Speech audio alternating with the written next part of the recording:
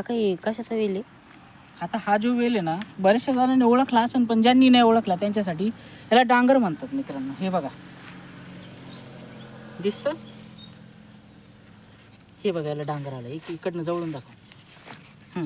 या पद्धतीनं डांगर येतं. आपण डांगराची भाजी वगैरे बनवतो. नवरात्रीमध्ये पण डांगर जे आहे त्याला भोपळा पण म्हणतात. तर पुण्यामध्ये किंवा शहरांमध्ये भोपळा पण म्हणतात याला, लाल भोपळा. दुधी.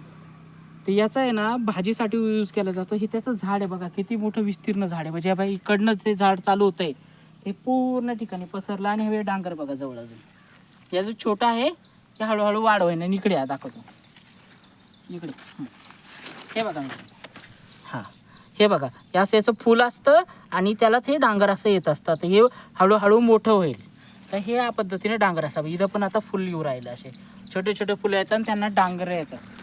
यांना किंवा आपण लाल भोपळा पण म्हणतात. ते प्रत्येकाच्या एकदम खायला एकदम गोड असतो आणि याची प्रत्येक जण याची भाजी बनवतं.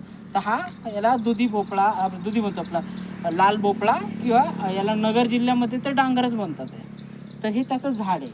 ठीक आहे, धन्यवाद मित्रांनो.